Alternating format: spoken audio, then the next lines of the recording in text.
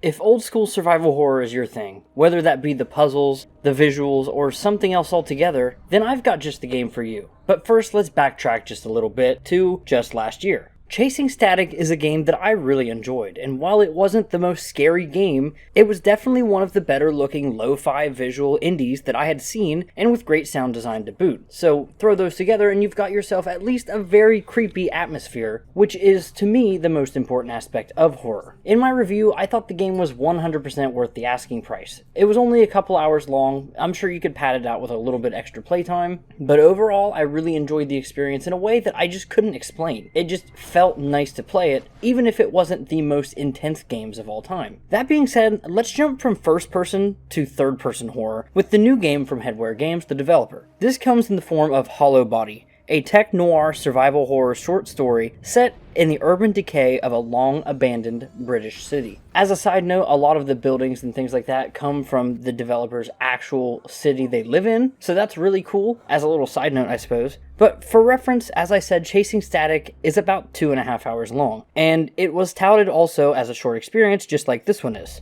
Now, according to the Kickstarter page, the game will also be in that 2 to 3 hours time limit, but some factors may increase the length depending on how the Kickstarter campaign goes, but I'll go over that in just a little bit. For right now, expect a game between 2 to 3 hours, which I finished Chasing Static in about 2.5. Now, there is no set release date for HollowBody. As of right now, the Steam page says 2023, but the goal from Headware Games is to get it done by Q1 of 2024. So you can kind of take that as a window that no matter what, don't expect this in the first half of 2023. At the very earliest, maybe end of 2023 by Q1 2024. But we'll have to wait and see. And something I'll go over in depth at the end of the video is that you can support the game on Kickstarter. There is a campaign that is at this point in time like 70% funded, but you can get a lot of perks including beta access, or if you pay high enough, a dead body of yourself in the game, which is really cool, but we'll go over all that in just a little bit. For right now, let's hop over to the game's Steam page where we'll read as follows. It's a shipper's biggest dream. You're grounded in the exclusion zone. 20 miles of death and decay sealed off by the towering, suffocating walls erected after the collapse. Alone, stranded with limited resources at your disposal, you'll have to push your way through the zone, solve environmental puzzles, and manage resources and fight for your life, all while you try to find a way to escape beyond the wall. Play as Micah, or Mika, I'm really not sure, an unlicensed shipper working for an infamous ring of black market freelancers. It sounded like a simple job. Another run across the zone, slow and low. Keep under the radar by casing beneath the electrical storm that blankets the sky overhead. But something feels off. The drop point is dead. Hasn't been active in months, maybe even years. These things happen, people get spooked. A 5-hour flight back and a few hundred credits wasted on fuel, you get in your hover and head home. An hour into the zone, there's an issue with the hover. The nav's running in circles and you gain altitude. Before you know it, a blinding white fills the sky. The dash goes dark and your hover drops out of the air like a lead balloon, slamming into the paved streets below. You wake to the acrid smell of an electrical fire, rain pounding on the cracked windshield. You're surrounded by the crumbling remains of what was once considered homes. You need to find a way out, call for evac, scale the walls, something, anything, survive. And that is all we know actually about the story or any plot that we have so far. In the trailers, we get to see our character Micah going through, I'm going to say Michael for now until I'm told otherwise. We get to see Micah moving through the environments, a lot of stuff that is, just as it says, decayed and completely abandoned. However, there are humanoid creatures here that I'm not sure what's going on exactly. Perhaps there is a disease or something. That is why it is abandoned and run down. But that is, once again, just speculation on my part. As for the environments themselves, I think that the game looks really good. Actually, a lot better than Chasing Static in a lot of ways. You see a lot more on screen at once, and there seems to be a lot more diversity, which I'm really excited for. And another thing we see in the trailer is actually the town that is lived in, which shows a vast difference from the abandoned zone to what is actually where people are living in this tech society. I hope we get to see more than just a cutscene of this, but I completely understand if we don't ever. Continuing on, we've got the game features. Classic survival horror gameplay inspired by early 2000s horror titles. Something big that's touted is once again Silent Hill, just like the previous game, but I never played those. That is honestly a big gap in my knowledge and something I might play at some point, especially with the rumors that Konami might actually give a shit about their IP again.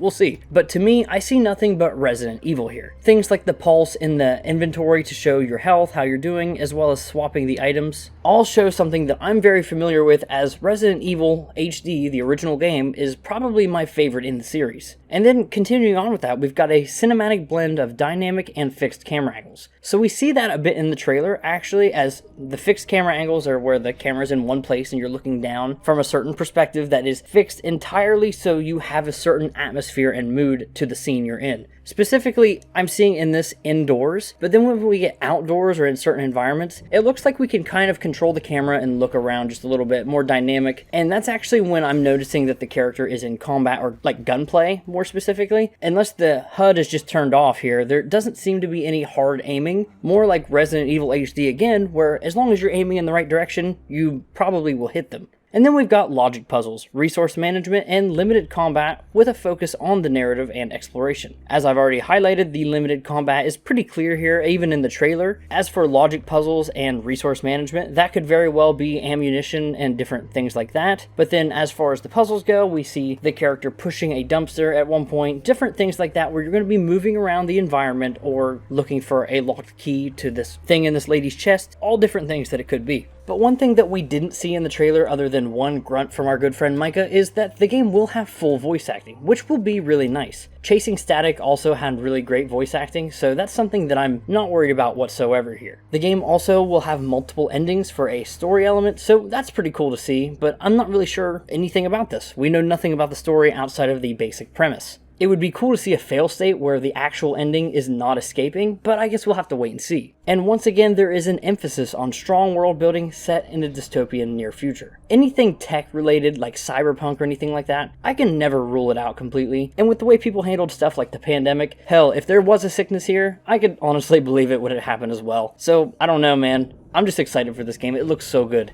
And another thing I'm really excited about is the save point feature, something that I had to knock Forgive Me Father for, as it was very bad about this. But in this game, it is said, and this is specifically in the marketing, that carefully placed save points will ensure that tension is maintained whilst respecting the player's time, meaning there won't be any super long gaps to where it's going to be too much if you die to go back through a whole section. But at the same time, it seems pretty clear that you're not going to be able to save whenever you want. You will have to get to the next checkpoint. And to me, I think that's the perfect combination as long as the right balance is struck. Continuing on with things that are nice, accessibility options to aid players who prefer exploration over combat. Sounds a lot like a difficulty setting personally, but maybe that just means that ammo scarcity won't really be an issue or different things like that. But then if you're an achievement hunter, New Game Plus features are also something that will be here, which we have no idea what that means, but presumably as you go through the game, get new guns, things like that, they'll carry over into your new save, as you can hopefully go for the multiple endings of the game. And that's absolutely everything we have from the Steam page, but as I previously mentioned, there is a Kickstarter which is really interesting. So let's hop over there, shall we?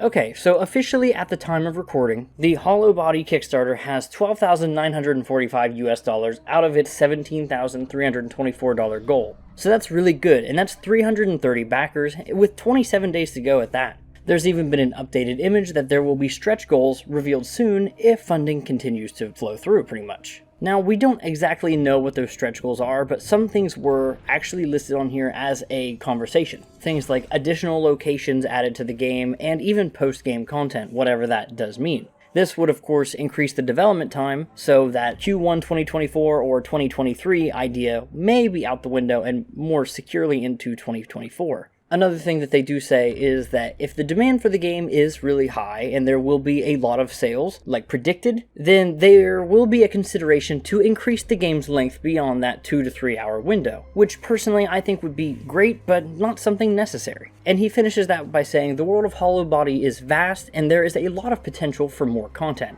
should there be a demand. And of course, guys, I will have the Kickstarter, that's a different website. I will have the Kickstarter link down below so you can, contribute if you'd like to, or if you just want to check it out for yourself, that's also cool. Either way, this is a developer that I trust, and I've been really excited for this, so I hope you are too, and yeah, go ahead and check it out. As for me, my name is Falling Hurts, we've been over this once already, and I like games like this, horror games, I like survival games, survival horror games, pretty much any mix. As well as your mainstream shit. I love it all. Honestly, games are just great. So if you feel that way, go ahead and consider subscribing to me. That'd help a lot. I'm trying to get to 800 subscribers. But yeah, that's really about it. Thanks for watching. Bye.